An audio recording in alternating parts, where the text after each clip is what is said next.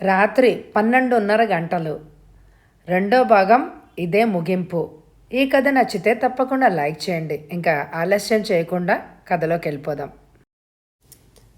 కళ్ళు తెరిచేసరికి తన గదిలో బెడ్ మీద ఉన్నాడు కిషోర్. తన ముఖం మీదకి వంగి చూస్తున్న తల్లిని, చెల్లెల్ని, ఆతృతగా తన గదిలో పచార్లు చేస్తున్న చిన్నాన్నను చూసి వెంటనే లేచి కూర్చున్నాడు. అమ్మా, తమ్ముడేడి అన్నాడు గదిలో దేనికోసమో వెతుకుతున్నట్టు. అరుణ్ తన గదిలో హాయిగా నిద్రపోతున్నాడు, చెప్పాడు ప్రసాదరావు. నన్ను తమ్ముణ్ణి శ్మశానం దగ్గర నుంచి ఎవరు తీసుకొచ్చారు అడిగాడు కిషోర్. తమ్ముడు ఇంట్లోనే ఉన్నాడు కదా, నువ్వే శ్మశానం దగ్గర పడున్నావు. చిన్నాన్న తీసుకొచ్చాడు. 10 నిమిషాలు అయింది. నీకు మెలకు రావడం కోసమే మేము ఎదురు చూస్తున్నాం అంది శాంతమ్మ. కిషోర్ నిర్ఘాంతపోయాడు. అదేంటి? అరుణ్ని నేను ఫాలో అయ్యి శ్మశానానికి వెళ్ళాను. కారు లేకుండా వెళ్ళిపోయాను. వాడు స్పృహ తప్పి పడిపోతే నేను ఎత్తుకొని శ్మశానం బయటికి తీసుకురాబోయాను. ఇంతలో నా కళ్ళ ముందు ఏవో మెరుపులు మెరిసి మైకం వచ్చి పడిపోయాను. ఆ తర్వాత ఏమైందో నాకు తెలియదు అన్నాడు. శాంతమ్మ, స్రవంతి, ప్రసాదరావు తెల్లబోయి చూశారు అతడి వంక. తమ్ముడేడి? నేను వెంటనే చూడాలి అన్నాడు కిషోర్ లేచి కూర్చొని. ప్రసాదరావు కిషోరు చేయి పట్టుకున్నాడు ఆసరాకి. పర్వాలేదు చిన్నాన్న, నేను నడవగలను అన్నాడు కిషోరు అరుణ్ గదివైపు అడుగులేస్తూ. అరుణ్ గది తలుపులు దగ్గరగా వేసున్నాయి. ప్రసాదరావు తెరిచాడు.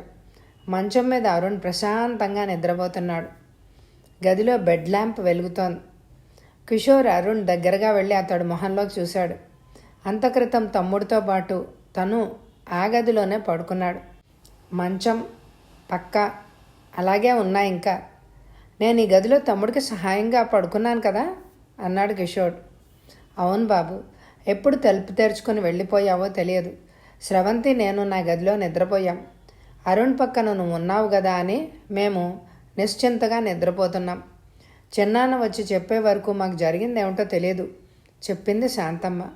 ప్రశ్నార్థకంగా చిన్నాన్న వైపు చూశాడు కిషోర్. అవును కిషోర్, అరుణ్కి నువ్వు తోడు పడుకుంటాను అని అన్నావు కదా అని నేను ఆదమర్చి నిద్రపోయాను. అర్ధరాత్రి ఎందుకో మెలకు వచ్చి చూస్తే అరుణ్ గది తలుపులు బార్లా తెరిచున్నాయి. నా నిద్రమత్తు వదిలిపోయింది. పక్క మీద అరుణ్ కోసం ముందుగా చూశాను. హాయిగా నిద్రపోతున్నాడు. చిత్రంగా నువ్వు లేవు. బాత్రూమ్కో ఆరు బయటకో వెళ్ళుంటావు అని అనుకున్నాను. ఒక 10 నిమిషాలు చూశాను, నువ్వు రాలేదు. బాత్రూంలోనూ ఆవరణలోనూ లేవు. కార్లు 2 ఉన్నాయి. మరొక 10 నిమిషాలు చూసినా నువ్వు రాకపోవడంతో కారు వేసుకొని బయలుదేరాను. దారిలో ఎక్కడా కనిపించలేదు. ఇంతలో కారు హెడ్లైట్స్లో ఎవరో రోడ్డు మీద పడి ఉండడం చూసి ఆపాను. కారు దిగి చూద్దును కదా. నువ్వే. ఎవరు రోడ్డు మీద పడేశారో అర్థం కాలేదు. శ్వాస బాగానే ఉందని సంతృప్తి పడ్డాక నిన్ను కారులో పడుకోబెట్టి ఇంటికి తీసుకొచ్చాను. అప్పటికే నీకు స్పృహ రాలేదు. నీ గదిలో పడుకోబెట్టి అమ్మను, స్రవంతిని లేపాను చెప్పాడు ప్రసాదరావు. కిషోరు నిశ్చేష్టుడై విన్నాడు. ఏంటిది? తను శ్మశానం వరకు తమ్ముణ్ణి అనుసరించి వెళ్ళడం, అక్కడ తను చూసిన క్షుద్ర దేవతోపాసకుడు అరుణ్ మూర్ఛపోవడం, తను అతన్ని భుజంపై ఎత్తుకుని రాబోతూ స్పృహ తప్పి పడిపోవడం, ఇదంతా తన భ్రమ లేక కల? కల కాదని తెలుస్తూనే ఉంది. తను నడి రోడ్డు మీద పడున్నాడని చిన్నాన్న చెప్తున్నాడు. చిన్నాన్న అబద్ధం చెప్పాడు. 12:30కి కరెంటు పోయింది. మీరెవరైనా గమనించారా? మళ్ళీ ఎప్పుడొచ్చింది అడిగాడు కిషోర్. శాంతమ్మ, స్రవంతి తమకు తెలియదు అన్నారు. ప్రసాదరావు మాత్రం తను లేచేసరికి లైట్లు వెలుగుతూనే ఉన్నాయి అని చెప్పాడు. కిషోర్కి అంత అగమ్య గోచరంగా ఉంది. తల విదిలించాడు. అసలు జరిగింది ఏంటి? అరుణ్ని లేపి అడిగితే ప్రయోజనం ఉండదు. అరుణ్ నిద్రలోనే నడిచి వెళ్ళాడు. బాహ్య స్పృహ తెలియని స్థితిలో ఏం జరుగుతుందో ఎలా చెప్పగలడు? రెస్ట్ తీసుకో కిషు. నీ మనసు ఎందుకో బాగుండలేదు.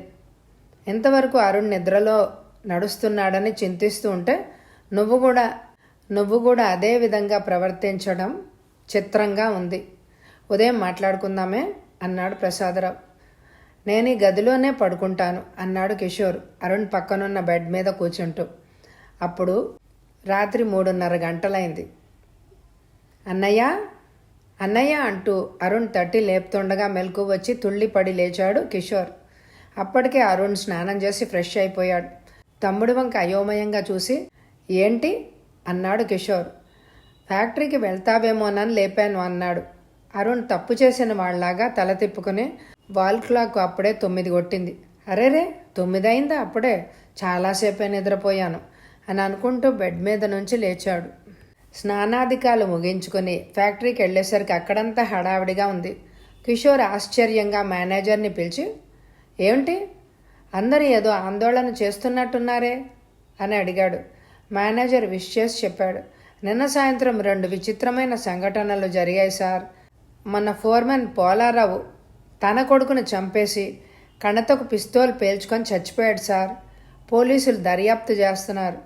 కుటుంబ కలహాల వల్ల విరక్తి చెంది ఇలా చేసి ఉంటాడు అని అందరూ చెప్పుకుంటున్నాడు. కిషోర్ నిర్ఘాంతపోయాడు. మేనేజర్ మళ్ళీ చెప్పాడు. మన ఇంజనీర్ గోపిని కూడా నిన్న రాత్రి పోలీసులు అరెస్టు చేశారట సార్. అతని భార్య ఈ మధ్యనే కాలి చనిపోయింది కదా, అది ప్రమాదవశాత్తు జరిగింది కాదని గోపి అతడి తల్లి హత్య చేసి సమాధి చేశారు అని తేలిందట. పోస్ట్ మార్టం జరిగాక అది నిజమేనని నిర్ధారణ అయిందట. అదిగాక గోపి అతని ప్రియురాలు సుందర్ని హత్య చేస్తూ రెడ్ హ్యాండెడ్గా పోలీసులకు దొరికిపోయాడట. అతని తల్లిని కూడా హత్యా నేరం కింద పోలీసులు అరెస్టు చేశారట సార్. కిషోర్కి ఒకదాని వెంట మరొకటి నమ్మశక్యంగానే విషయాలు ఎదురవడంతో స్తబ్దుగా చాలాసేపు అలాగే కూర్చుండిపోయాడు. నిన్న అన్ని విడ్డూరాలే జరిగాయి. తన విషయంలో కూడా నమ్మశక్యంగాని సంఘటనే జరిగింది. తను నిజంగానే భ్రమపడ్డా? భ్రమే అయితే శ్మశానం వరకు వెళ్ళడం, అరుణ్ని శ్మశానంలో చూడడం ఎలా సంభవించాయి? తను నడి రోడ్డు మీద ఎలా పడున్నాడు? మేనేజరు యజమాని అస్థిమితంగా ఉండడం గమనించి మెల్లిగా బయటికి వెళ్ళిపోయాడు. సరిగ్గా అప్పుడే పోలీస్ ఇన్స్పెక్టర్ లోపలికి వచ్చాడు. ఐఎమ్ ఇన్స్పెక్టర్ శ్రీనివాస్ అన్నాడు తనని తాను పరిచయం చేసుకుంటూ. Very glad to see you sir అన్నాడు కిషోర్ ఇన్స్పెక్టర్తో కరచాలనం చేస్తూ. మీతో పర్సనల్గా మాట్లాడాలని వచ్చాను అన్నాడు శ్రీనివాస్. చెప్పండి అన్నాడు కిషోర్ ముందుకు వాలి. మీ ఫ్యాక్టరీలో పనిచేసే 2 ఉద్యోగుల విషయం ఎంక్వైరీ చేయడానికే వచ్చాను. ముఖ్యంగా ఇంజనీర్ గోపి సంగతి. అతను స్త్రీ లోలుడని, అతడికి ఒక ఉంపుడు గత్తె ఉందని, ఆమె పేరు సుందరి అని తెలిసింది. ఈ విషయంలో మీకేమైనా ముఖ్య విషయాలు మాకు ఉపకరించేవి ఉంటే చెప్పండి అన్నాడు శ్రీనివాస్. మీకు తెలిసిన విషయాలు కూడా నాకు ఈనాటి వరకు తెలియవు. అతని వ్యక్తిగత జీవితం గురించి నాకేమీ తెలియదు. సారీ. All right. మరి ఫోర్మెన్ పోలారావు సంగతి? అతను నిన్న కొడుకును చంపి తను సూసైడ్ చేసుకున్నాడు. Sorry sir, once again sorry. అతని విషయాలు కూడా నాకు తెలియదు. ఓకే దెన్, ఇప్పుడు మీ పర్సనల్ విషయానికి వస్తాను. మీకు శ్యామలరావు తెలుసా? పక్కలో బాంబు పడ్డట్టు అదిరి పడ్డాడు కిషోర్. అతడి ముఖ కవళికల్ని పరిశీలనగా చూస్తున్నాడు శ్రీనివాస్. శ్యామలరావా? ఏ శ్యామలరావు? ఎంతమంది శ్యామలరావులు తెలుసు మీకు? మీకు కావలసిన శ్యామలరావు ఎవరు? మీ ఆఫీస్లో స్టెనోగా పనిచేసి 2 నెలల క్రితం ప్రమాదానికి గురై చనిపోయిన సుధా, ఆమె తమ్ముడు శ్యామలరావు గురించి వివరాలు కావాలి. అక్క తమ్ముడు కూడా కొన్ని నిమిషాల వ్యవధిలో చనిపోవడం, సుధా మీ స్టెనో కావడం, అనుమానాస్పద పరిస్థితుల్లో 2 మరణాలు సంభవించడం, ఇవన్నీ మా డిపార్ట్మెంటు మీ వ్యక్తిగత విషయాల్లో జోక్యం చేసుకోవాల్సిన అవసరం కల్పించాయి. గోపితో జరిగిన ఇంటరాగేషన్లో చాలా ఆసక్తికరమైన విషయాలు బయటపడ్డాయి చెప్పాడు శ్రీనివాస్. కిషోర్ కొన్ని క్షణాలు మాట్లాడలేదు. తర్వాత శ్రీనివాస్ వంక నిస్సహాయంగా చూశాడు. వాళ్ళిద్దరి మరణాలకి నేను కారకుణ్ణి అని మీరు భావిస్తున్నారా? ఆ విషయం ఇప్పుడే చెప్పడం సాధ్యం కాదు. దర్యాప్తు జరగాల్సి ఉంటుంది. 2 నెలల క్రితం సంభవించిన మరణాల మీద దర్యాప్తు ఇప్పుడు టేకాఫ్ చేశారా? 2 ఏళ్ల క్రితం కేసులు కూడా అనుమానం మీద తిరిగి తోడి మనుషుల్ని అరెస్టు చేసి శిక్షించిన కేసులు కూడా చాలా టేకప్ చేశాను. 15 ఏళ్ల క్రితం హత్య చేసిన తప్పించుకున్న ఘరానా పెద్ద మనుషుల్లాగా చలామణి అవుతున్న కోటీశ్వరుడికి ఉరి వేయించి నెల కూడా కాలేదు. ఇంకా చెప్పమంటారా ఉదాహరణలు? అక్కర్లేదు, కేవలం క్యూరియాసిటీతోటే అడిగాను. మీకు కావాల్సిన వివరాలు అడగొచ్చు. Thank you. సుధ ఎందుకు చనిపోయింది? ఎలా చనిపోయింది? శ్యామలరావు మరణానికి దారితీసిన సంఘటనలు అన్నీ మీ నోట వినాలి అని వచ్చాను. ఏది దాచకుండా చెప్తారని విశ్వసిస్తున్నాను అన్నాడు శ్రీనివాస్. కిషోర్ ఇంటర్కంలో స్టెనోకి ఫోన్ చేసి, నేను మళ్ళీ ఫోన్ చేసే వరకు ఎవ్వరిని నా గదిలోకి రానివ్వద్దు, అంతగా అవసరమైతే మేనేజర్ని చూడమనండి అని చెప్పాడు. తర్వాత శ్రీనివాస్ వంక చూసి చెప్పడం మొదలుపెట్టాడు కిషోర్. మధ్యతరగతి కుటుంబంలో జన్మించిన హై క్లాస్ ఫ్యామిలీ స్త్రీలాగా చాలా హుందాగా, అందంగా, డీసెంట్గా ఉంటుంది. మొదటిసారిగా ఉద్యోగం కోసం తన దగ్గరకు వచ్చినప్పుడు ఆమె అందాన్ని కొద్ది క్షణాల వరకు రెప్పవాల్చకుండా చూశాడు కిషోర్. ఆమెకు 20 ఏళ్లకు పైగానే ఉండొచ్చు, కానీ 18 ఏళ్ల యువతిలాగానే ఉంది. ఆ రోజు చిన్న పువ్వులున్న రోజ్ కలర్ చీర కట్టుకుని మ్యాచింగ్ బ్లౌజ్ వేసుకుంది. చెవులకు రోజ్ కలర్ క్రిస్టల్స్ తాపిన రింగులు పెట్టుకుంది. నుదుట రోజ్ కలర్ బిందీ పెట్టుకుంది. ఎడమ చేతికి రోజ్ కలర్ డిస్కో గాజులు, కుడి చేతికి రిస్ట్ వాచ్ పెట్టుకుంది. ఆ రోజ్ కలరు ఆమె శరీరం రంగులో అద్భుతంగా మ్యాచ్ అయింది. ఇలాంటి సౌందర్య రాశికి, పెద్దింటి పిల్లకి ఉద్యోగంతో పనేంటా అని ఆశ్చర్యపోయాడు కిషోర్. ఆ మాటే సుధతో అన్నాడు. సుధ మనోహరంగా నవ్వింది.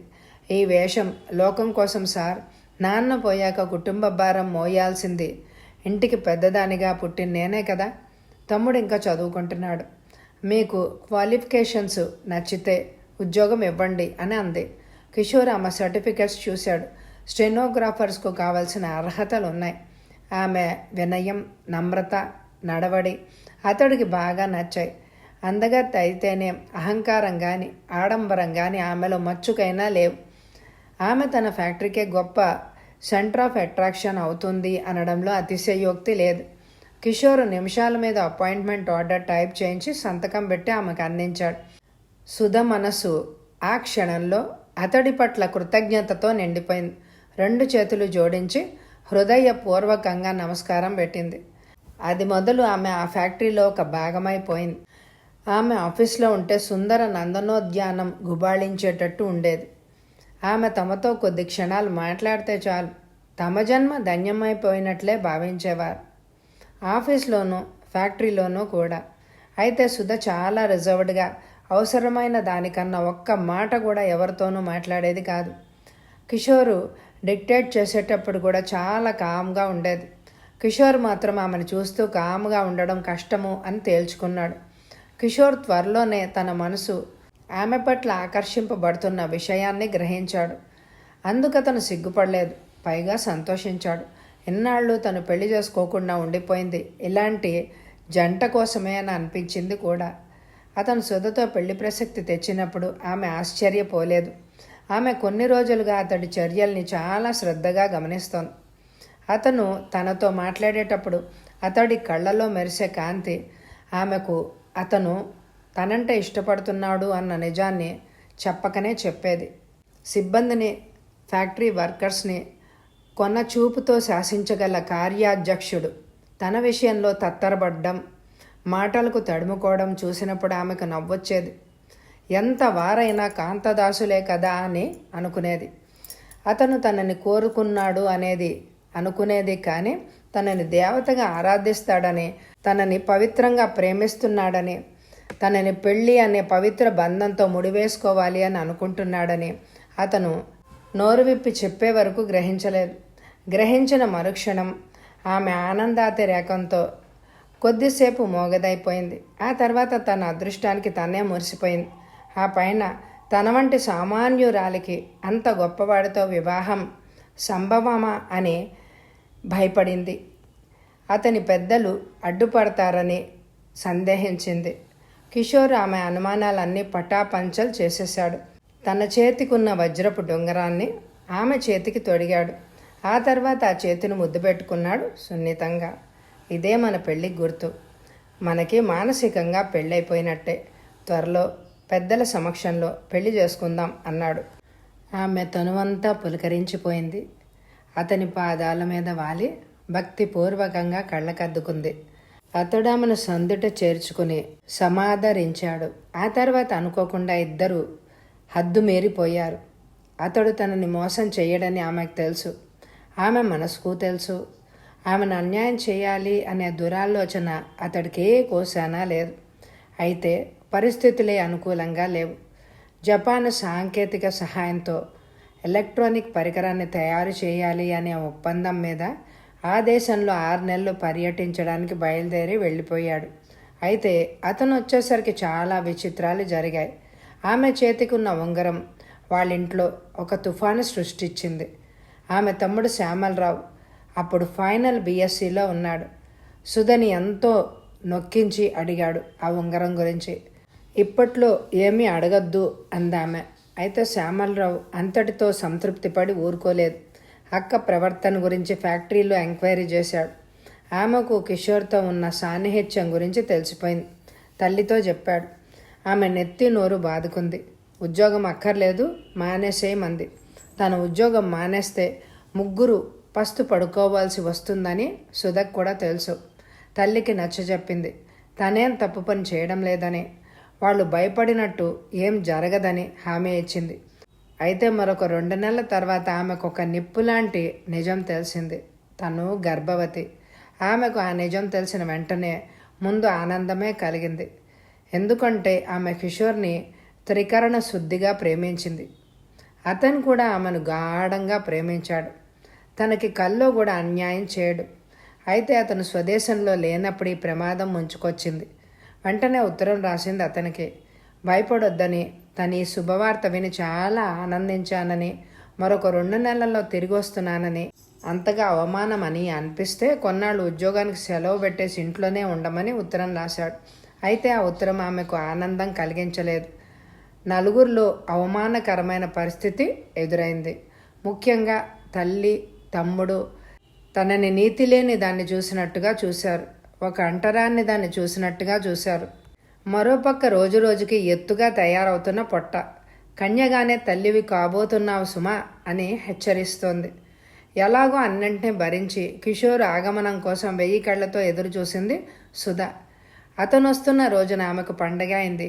ఎప్పుడెప్పుడు తనని గట్టున పడేస్తాడా అని ఎదురు తెన్నులు చూసింది. కిషోర్ జపాన్ నుంచి తిరిగి వచ్చాడు. సుధ అతను ఆఫీస్కి రాగానే అతన్ని కలుసుకుంది. వెంటనే పెళ్లి జరగాలి అంది.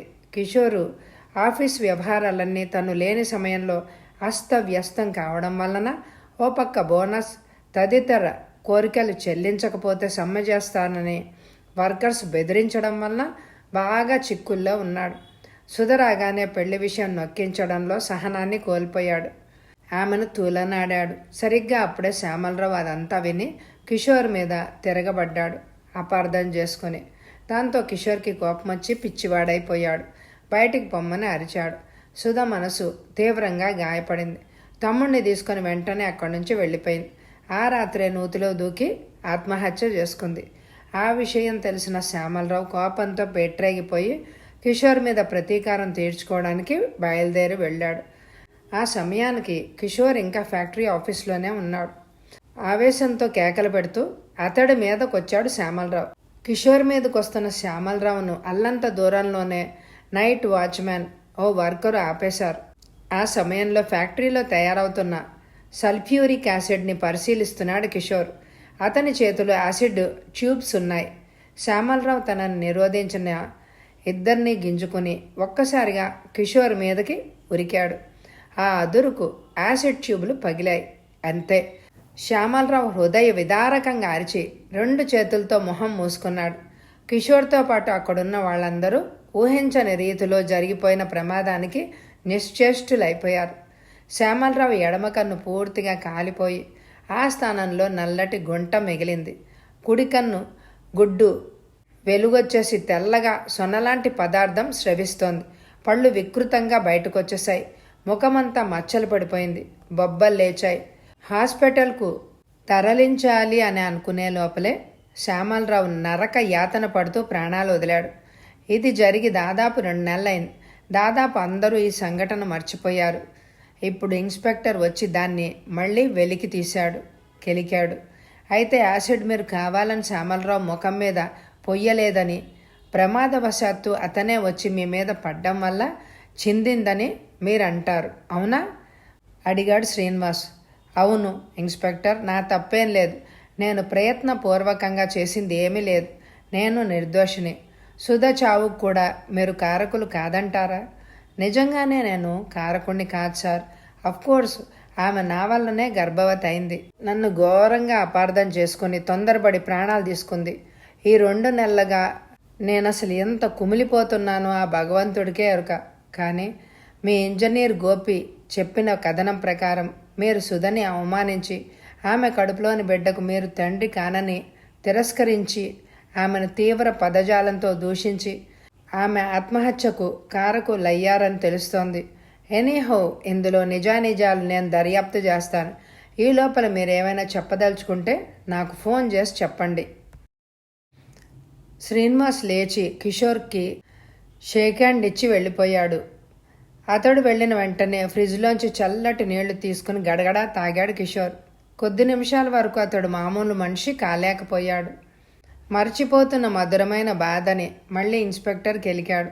ఆ జ్ఞాపకాలు తనని చుట్టిముట్టి సుధని తనే చంపేసినట్టు తనని దోషిగా వేలెత్తి చూపుతున్నాయి. కళ్ళారా చూసిన శ్యామలరావు మరణం తన గుండెను కలచివేసింది. అదే రూపంతో మొన్న శ్మశానంలో కనిపించిన శ్యామలరావు నిజంగానే ప్రేతమేనా? అచ్చం చనిపోయే ముందు శ్యామలరావు ఎలా ఉన్నాడో అదే రూపం. గాడ్! తన మనసేదో భ్రాంతికి లోనవుతోంది.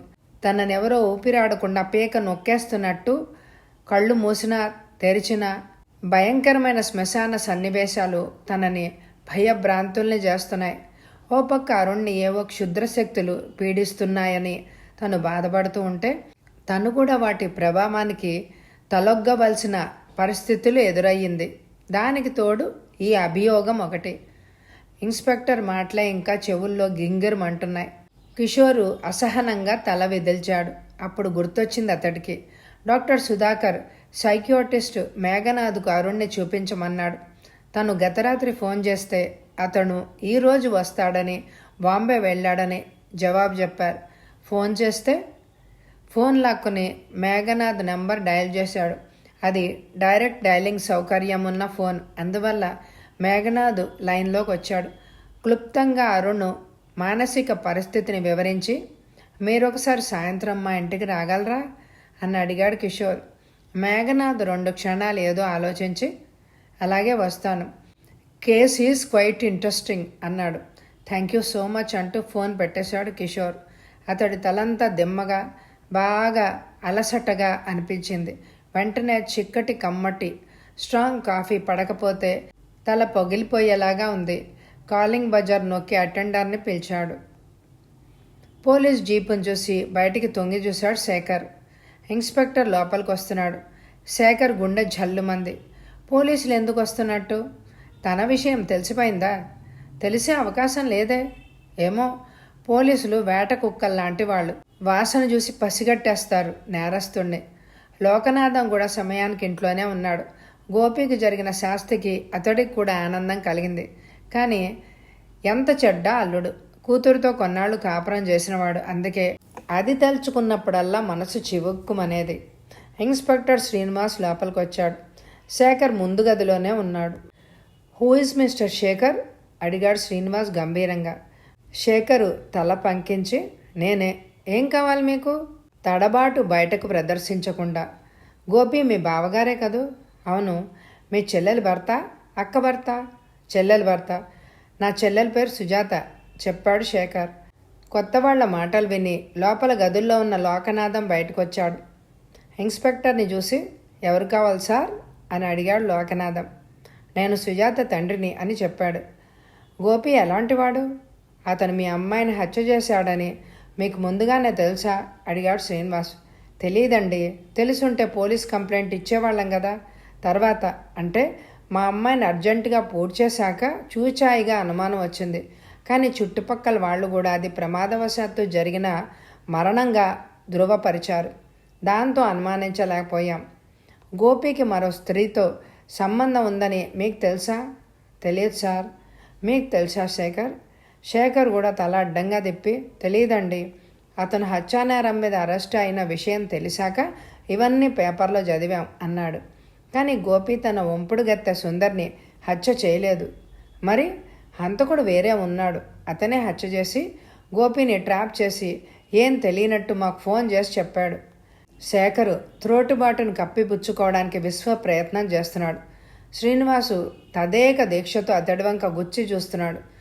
లోకనాథం అడిగాడు, మరి గోపిని హత్యానేరం మీద అరెస్టు చేసినట్టు విన్నాం? మీ అమ్మాయి సుజాతని హత్య చేశాడని నిర్ధారణగా రుజువైంది. పోస్ట్మార్టం రిపోర్ట్ వల్ల అది సాధ్యమైంది.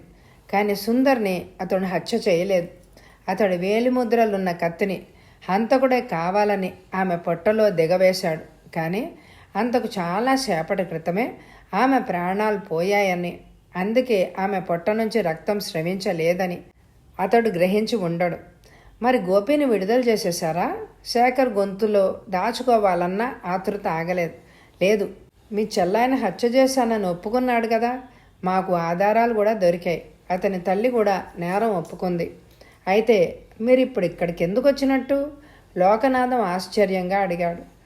సుందరి హంతకుడిని సగౌరవంగా తీసుకెళ్దామని అన్నాడు శ్రీనివాస్ చాలా కూల్గా.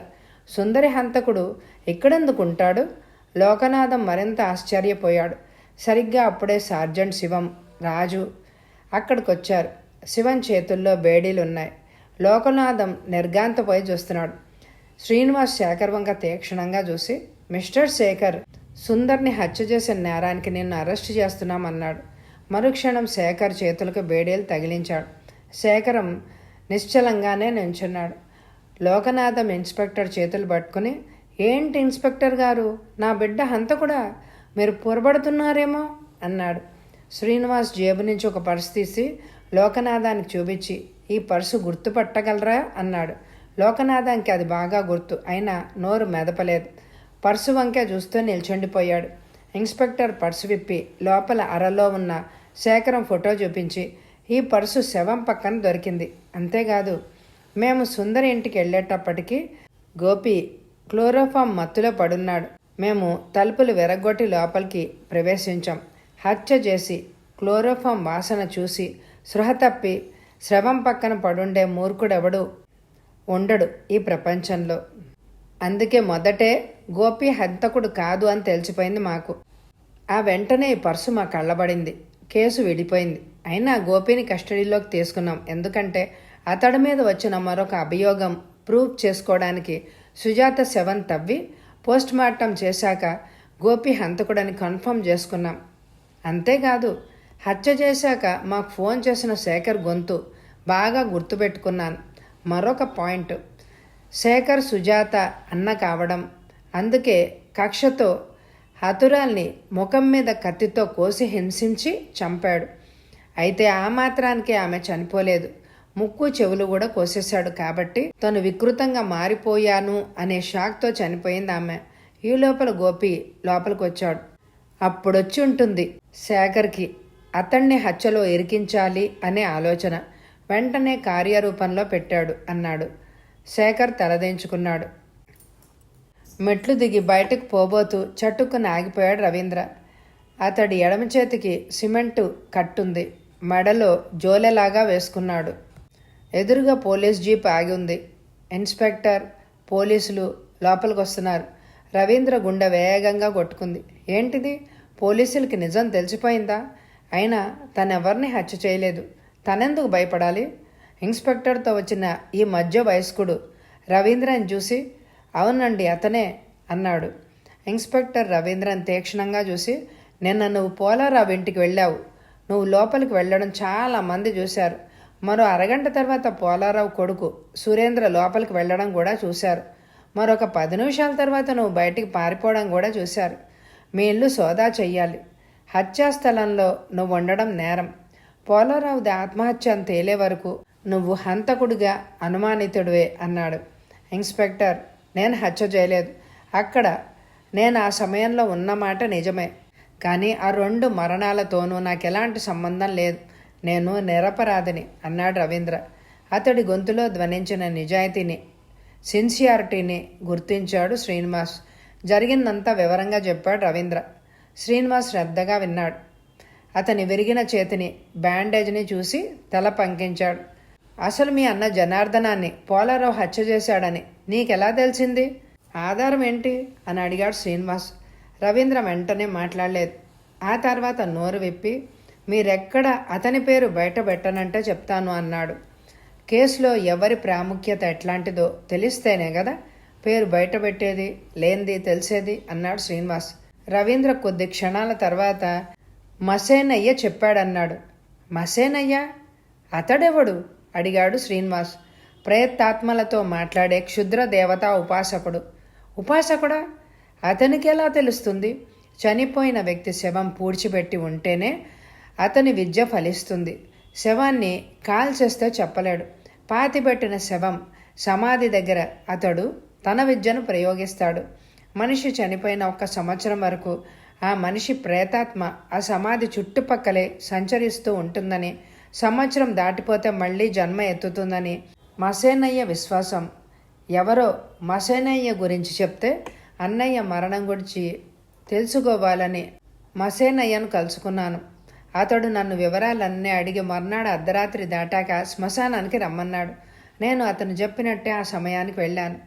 మసేనయ్య ముందు ఒక వ్యక్తి కూర్చుని ఉన్నాడు. చదువుకునే కుర్రాడిలాగానే ఉన్నాడు. అన్నయ్య సమాధి తవ్వబడి ఉంది. అప్పటికే తెల్లారిపోయింది. అస్థి పంజరం తప్ప ఆకారం మిగలేదు. ఆ అస్థి పంజరంతోనే తన విద్యను ప్రయోగిస్తున్నాడు మసేనయ్య. ఆ కుర్రవాడిని ఆవాహించింది ఆ ప్రేతాత్మ. తనని మా చిన్నాన్న సముద్రంలో ముంచి చంపేశాడన్నట్టు స్పష్టంగా చెప్పాడు. నేను స్పష్టంగా నా చెవులతో స్వయంగా విన్నాను. గొంతు కూడా అన్నయ్యదే. ఆ తర్వాత ఆ కుర్రాడు నిద్రలో నడుస్తున్న వాడిలాగా వెళ్ళిపోయాడు. తర్వాత మసేనయ్య గొయ్యి పూడ్చేశాడు అస్థి పంజరం పెట్టి. నేను అతనికి కావలసిన సొమ్మిచ్చి ఇంటికి వచ్చేశాను చెప్పాడు రవీంద్ర. శ్రీనివాస్ ఆశ్చర్యంగా విన్నాడు.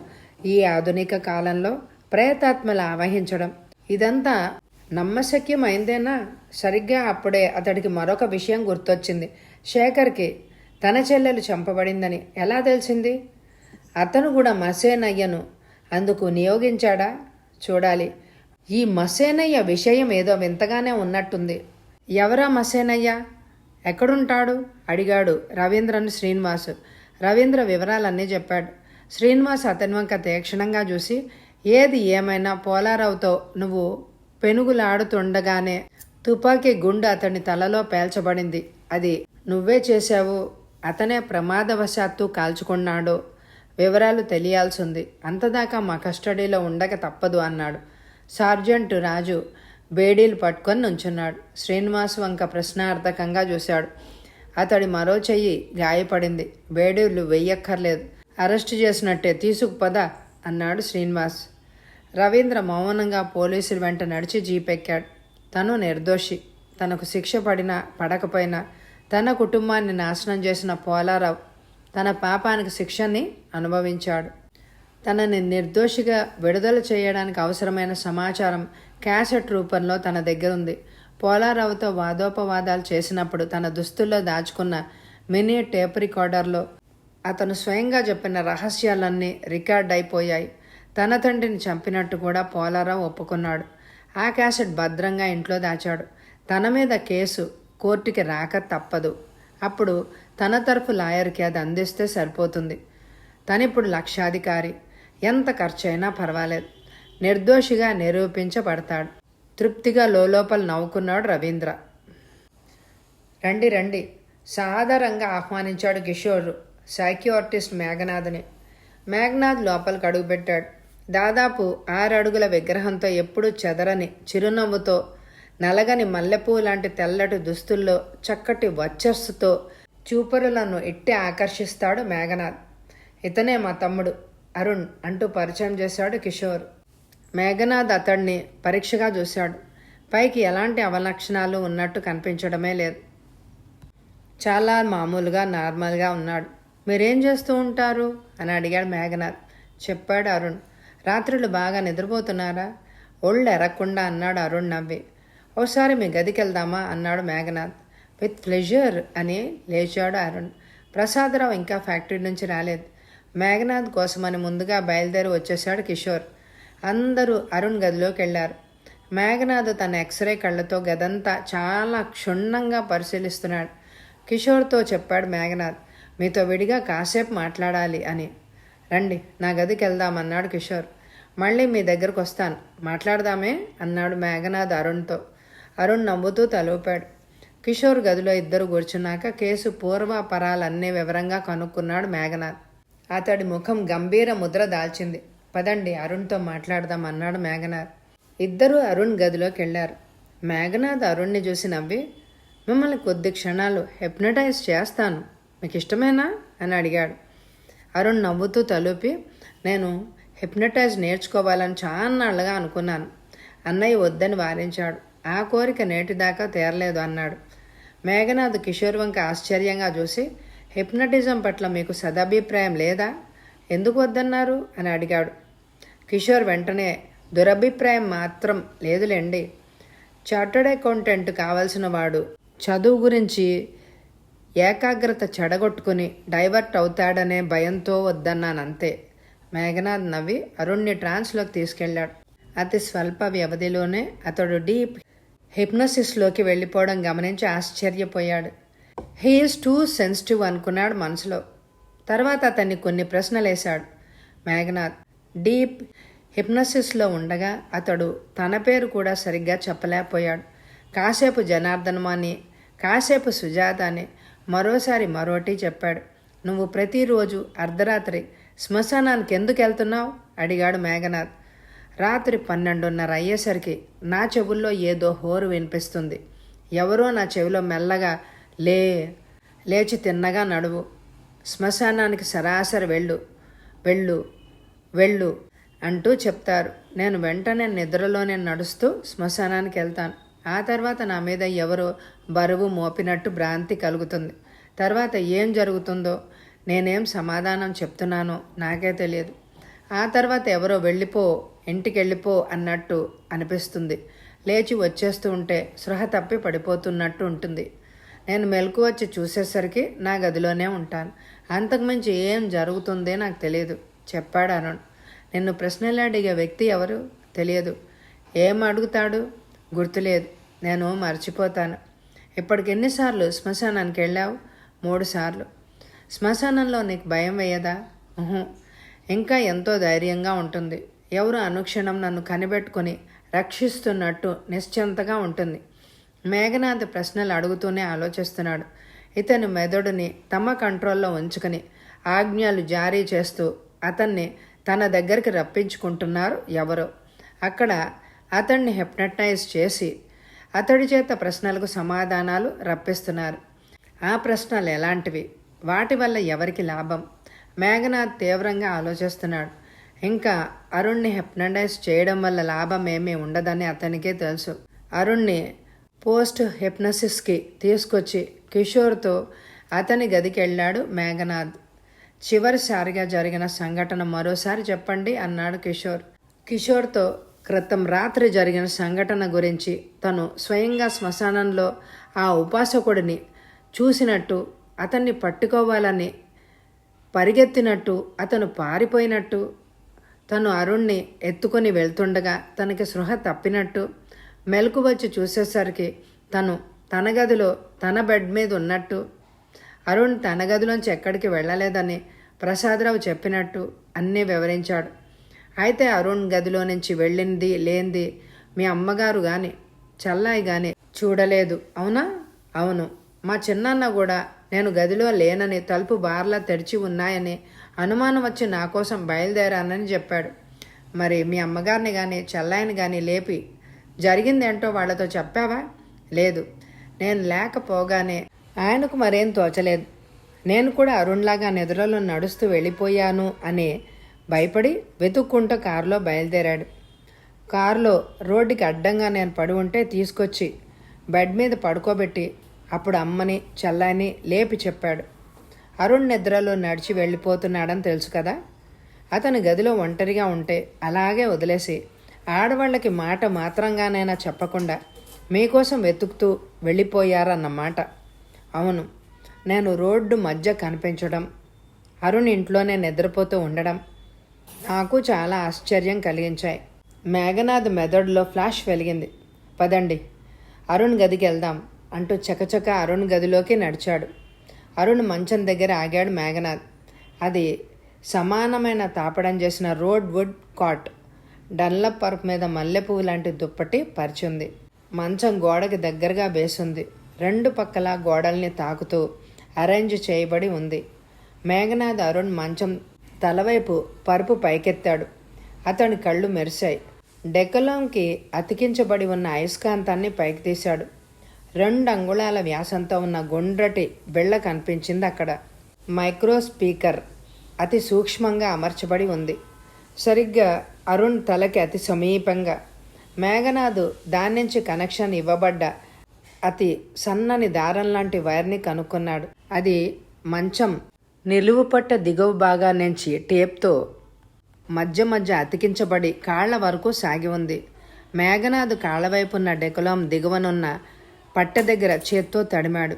వైరు అక్కడి దాకా కొనసాగి పక్క గోడలోకి సన్నటి ఇనుప గొట్టం ద్వారా చొచ్చుకుపోయి ఉండడం గమనించాడు. ఈ పక్క గది ఎవరిది? అందులో ఎవరుంటారు? అడిగాడు మేఘనాథ్. అంతదాకా అతని చర్యలను నోరు తెరుచుకొని ఆశ్చర్యంగా చూస్తున్న కిషోర్ అరుణ్ తేరుకొని, మా చిన్నాన్నగారు ఉంటారు అందులో అన్నాడు. ఆయన ఉన్నారా? ఇంకా ఫ్యాక్టరీ నుంచి రాలేదు అన్నాడు కిషోర్. ఆ గది తాళాలు మీ దగ్గర ఉన్నాయా? లేవు, చిన్నాన్న దగ్గరే ఉన్నాయి. కారు తాళం చెవులతో పాటు బంచ్లో ఉంటాయి. అవి ఎప్పుడు ఆయనతోనే ఉంటాయి. ఆయన ఇప్పుడు వస్తారా? ఈ పాటికి రావాల్సిందే, ఎందుకో రాలేదు. ఆయన వచ్చే లోపల మనం ఆ గదిని ఒకసారి పరిశీలించాలి. కిషోర్ అరుణ్ చాలా ఆశ్చర్యంగా చూశారు. అంటే మీరు? అవన్నీ తర్వాత వివరంగా చెప్తాను. వెనక వైపు నుంచి కిటికీలు ఉన్నాయి కదా, అద్దాలు పగలగొట్టి లోపలికి వెళ్తాను. అభ్యంతరమా? కిషోర్ ఏదో చెప్పబోయాడు. మేఘనాథ్ వారించి, నా మీద నమ్మకం ఉంటే మీరు నా చర్యలకి అడ్డు చెప్పకండి ప్లీజ్ అన్నాడు. ఆల్ రైట్, మీరేం చెప్పినా అభ్యంతరం పెట్టను అన్నాడు కిషోర్. మేఘనాథ్ ఆవరణలోంచి వెనక వైపు వచ్చి కిటికీ అద్దాలు పగలగొట్టాడు. ఊచలు లేని కిటికీ అది. కిటికీలో నుంచి లోపలికి దిగాడు. అరుణ్ మంచం కాళ్ళవైపు నుంచి సరాసరి ఆ గదిలోకి ఇనప గొట్టం ద్వారా సన్నటి మైకు వచ్చి ఉండాలి. సరిగ్గా మంచం కాళ్ళవైపు ఆనుకున్న సరిహద్దు గోడ దగ్గర అల్మరా ఉంది. దానిండా పుస్తకాలు నిలువుగా పేర్చబడి ఉన్నాయి. మేఘనాథ్ పుస్తకాల్ని తొలగించాడు. అతడి కళ్ళు మెరిశాయి. అక్కడ మైకుంది. దాని చివరనున్న వైరు సరాసరి ఇనపగొట్టానికి కనెక్ట్ చేయబడి ఉంది. ఆ ఇనపగొట్టం అరుణ్ గదిలోంచి ఈ గదిలోకి గోడకి రంధ్రం చేసి అమర్చారు. కిటికీలో నుంచి అరుణ్, కిషోర్ కూడా దిగారు. వాళ్ళకి మైక్, దాని వైరు చూపించాడు మేఘనాథ్. వాళ్ళిద్దరూ నిర్ఘాంతపోయి చూశారు. అంటే చిన్నాన్న. తర్వాత మాటలు పలకటానికి ఇద్దరికీ భయంగా ఉంది. మేఘనాథ్ చిన్నగా నవ్వి, రాత్రిళ్ళు మీ చిన్నాన్న అరుణ్కి నిద్రలోనే సంకేతాలు పంపిస్తున్నాడు ఈ మైక్ ద్వారా. ఈ వైరు చివరనున్న స్పీకర్ ద్వారా అతని ఆజ్ఞలు సరాసరి అరుణ్ మెదడులో వైబ్రేషన్స్ని సృష్టిస్తున్నాయి. వాటి ఫలితంగా అరుణ్ నిద్రలో లేచి నడుస్తూ సరాసరి శ్మశానం చేరుకుంటున్నాడు. శ్మశానం ఎందుకు చేరుతున్నాడు? అతన్ని మీ చిన్నాన్న శ్మశానానికి ఎందుకు పంపిస్తున్నాడు అన్న విషయం తెలుసుకోవాలి అని అతను చెప్తుండగానే తాళం తెరుస్తున్న చప్పుడు వినిపించింది గుమ్మం దగ్గర నుంచి. చెవులు అప్పగించి విన్నారు ముగ్గురు. బయట ప్రసాదరావు తాళం తీస్తున్నాడు. పోలీసుల్ని చూసి కొద్దిగా వెనక్కి తగ్గాడు మసేనయ్య. నువ్వేనా మసేనయ్య అన్నాడు శ్రీనివాస్. మసేనయ్య దాదాపు 6 అడుగుల పొడవున్నాడు. ముఖానికి సింధూరం బొట్టుంది. ఒంటికి చితాభస్మం పూసుకున్నాడు. కళ్ళు ఎర్రగా జ్యోతుల్లాగా తాగిన్నవాడి కళ్ళల్లా ఉన్నాయి. కొత్తగా చూసేవాళ్ళకి మొదటిసారి భయం పుట్టక మానదు. నేనే. ఎందుకు అన్నాడు తిరస్కారంగా మసేనయ్య. నీ నుంచి కొన్ని వివరాలు కావాలి. నేను ఎవ్వరి నుంచైనా వివరాలు అడిగి తెలుసుకుంటానే గాని ఎవ్వరికి వివరాలు చెప్పను. చెప్పాల్సిన అవసరం లేదు. ఓహో అలాగా. నీ గురించి 2 కుర్రాళ్ళు మాకు రిపోర్ట్ ఇచ్చారు. శేఖర్, రవీంద్ర. వాళ్ల పేర్లు అర్ధరాత్రి పూట సమాధులు తవ్వి శవాల్ని పైకి తీసి క్షుద్ర విద్యలు ప్రయోగిస్తున్నామని రూఢిగా తెలిసింది. అది పెద్ద నేరం. అందుకు శిక్ష ఏమిటో తెలుసా? శ్రీనివాస్ గొంతులోని కాఠిన్యానికి మసేనయ్య కొద్దిగా జంకాడు. అడగండి, మీకేం కావాలో చెప్తాను అన్నాడు.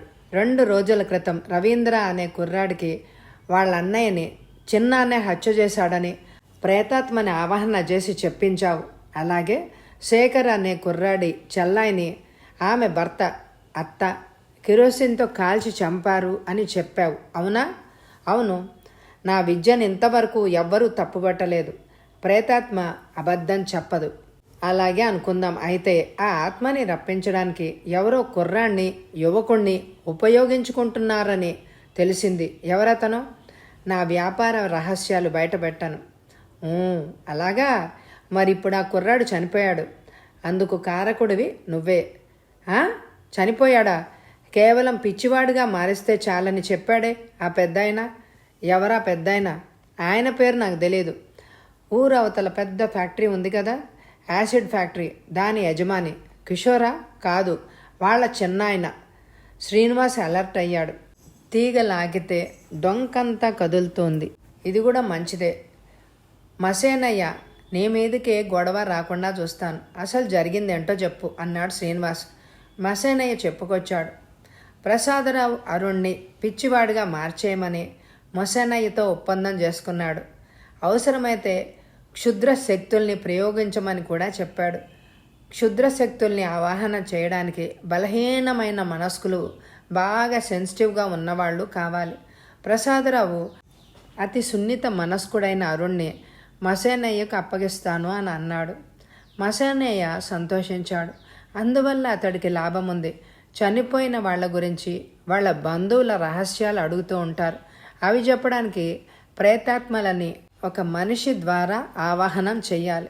ఆ మనిషి అరుణ్ కావడం వల్ల మసేనయ్య స్వార్థమే కాకుండా ప్రసాదరావు కోరిక కూడా తీరుతుంది. అరుణ్ని శ్మశానం వరకు పంపడం తన బాధ్యత తీసుకుంటాను అని చెప్పాడు ప్రసాదరావు. శ్మశానంలోని తంతు మసేనయ్య చూసుకుంటాను అన్నాడు. ప్రేతాత్మలని ఆహ్వానించడానికి అరుణ్ని ఉపయోగించుకొని చివర్లో అతని మీద క్షుద్ర శక్తుల్ని ప్రయోగిస్తానని మసేనయ్య చెప్పాడు. ఇప్పటిదాకా అతన్ని తన పనులకు ఉపయోగించుకున్నాడు మసేనయ్య. 1-2 రోజుల్లో అరుణ్ మీద క్షుద్ర శక్తుల్ని ప్రయోగించి ప్రసాదరావు అప్పగించిన పని పూర్తి చేయాలి అని అనుకుంటున్నాను అని చెప్పాడు మసేనయ్య. నీ వృత్తి ఏదో నువ్వు చేసుకోక ఇలాంటి అమాయకులైన యువకుల్ని ఎందుకు బలి చేయబోతున్నావు అని అడిగాడు శ్రీనివాస్. అంతా విని, తప్పైపోయింది బాబు, నా వృత్తిలో వచ్చే డబ్బు నాకు చాలు. ఇలా మనుషుల్ని చంపే పనులు ఒప్పుకోవడం పొరపాటే. అయినా నేను ఆ కుర్రాన్ని చంపడానికి ఒప్పుకోలేదు. పిచ్చివాడిగా మారిస్తే చాలంటే డబ్బు కక్కుర్తితో సరే అన్నాడు మసేనయ్య పశ్చాత్తాపపడుతూ. శ్రీనివాస్ వేగంగా ఆలోచిస్తున్నాడు. మసేనయ్య చేస్తున్న పని చట్ట విరుద్ధమైంది, అతి నీచమైందిను. అయినా అతడి పొట్ట కోసం ఆ వృత్తి స్వీకరించాడు.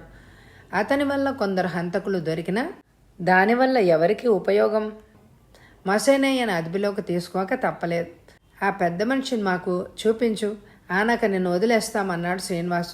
మసేనయ్య, పదండి చూపిస్తాను అన్నాడు. శ్రీనివాస్ మసేనయ్యను జీప్ ఎక్కించాడు. జీపు కిషోర్ ఇంటి వైపు దూసుకుపోయింది.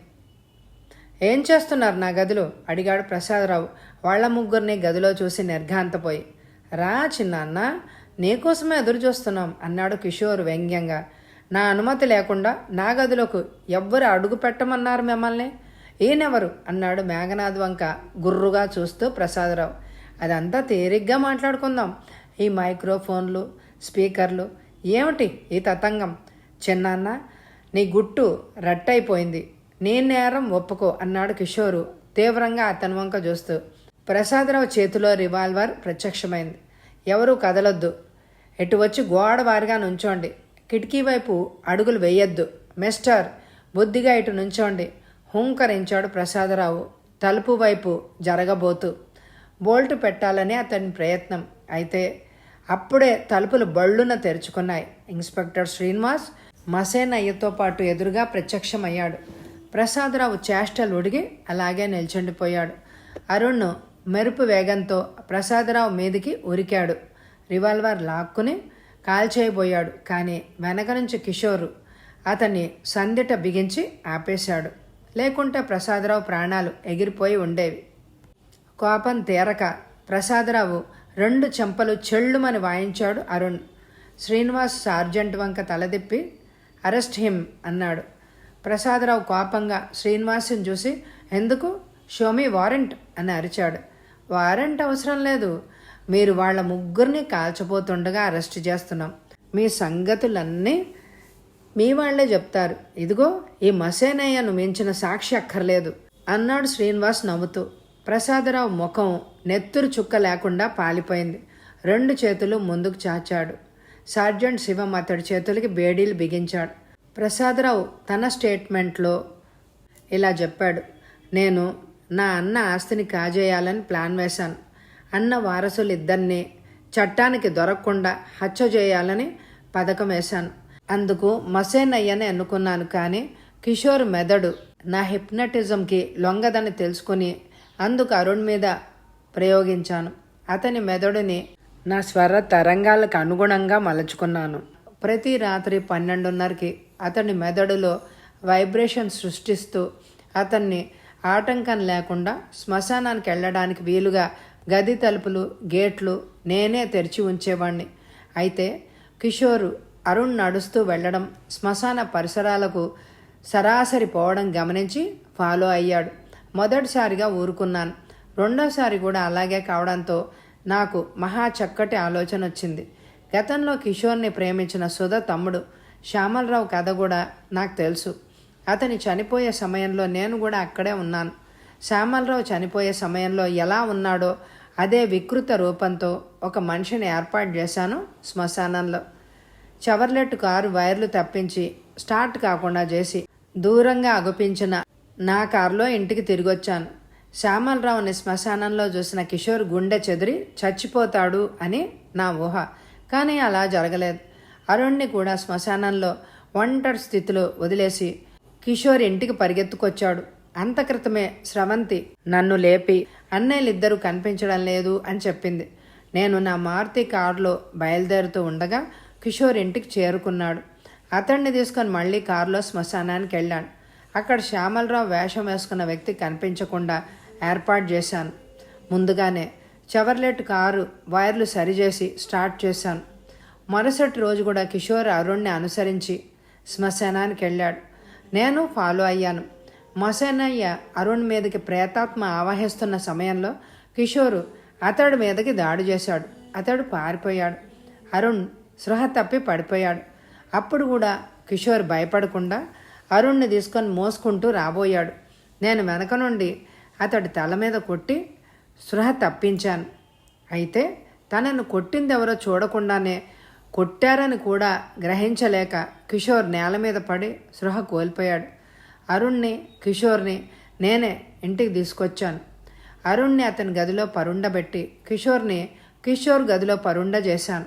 అంతక్రితం మెయిన్ ఆఫ్ చేసి ఇల్లు చీకటి చేసింది కూడా నేనే. శాంతమ్మని, స్రవంతిని ఆ తర్వాత పిలిచాను. కిషోర్ ఒక్కడే ఒంటరిగా నిద్రలో నడుస్తూ వెళ్ళిపోయాడని, దారిలో రోడ్డుకి అడ్డంగా పడుంటే తీసుకొచ్చాను అని చెప్పాను. దాంతో కిషోర్ మెంటల్ డిప్రెషన్కు లోనవుతున్నాడని క్రమంగా మరొక 2-3 షాక్ ట్రీట్మెంట్లు ఇచ్చి పిచ్చివాడిగా మార్చేయాలి అనేదే నా పథకం. అయితే అటు అరుణ్ని కానీ ఇటు కిషోర్ని కానీ నేను అనుకున్న స్థితిలో పిచ్చివాళ్లుగా మార్చలేకపోయాను. కనీసం భయభ్రాంతులై గుండాగి మరణిస్తారని ఆశిస్తే అది కూడా జరగలేదు. చివరకు మేఘనాథ్ వల్ల నా గుట్టు రట్టయింది. ఇన్స్పెక్టర్ శ్రీనివాస్ పరిశోధించి మసేనయ్యను పట్టుకోవడంతో నా గురించి అంతా చెప్పేశాడు. ఇంకా చేసేదేమీ లేక లొంగిపోయాను. నా ప్లాన్లన్నీ ఫ్లాప్ అయ్యాయి అన్నాడు అతను. మొత్తానికి హంతకులందరూ పట్టుబడ్డారు. కథ సమాప్తం. ఈ కథ మీ అందరికీ నచ్చితే తప్పకుండా లైక్ చేయండి. తక్కువ లైకులు వస్తున్నాయి, తప్పకుండా లైక్ చేయండి. అలాగే ఎండ్ స్క్రీన్లో ఉన్న ఇదివరకు చదివిన కథలని వినండి. ఎవరైనా సబ్స్క్రైబ్ చేసుకోకపోతే తప్పకుండా సబ్స్క్రైబ్ చేసుకోండి. Thank you so much my dear friends.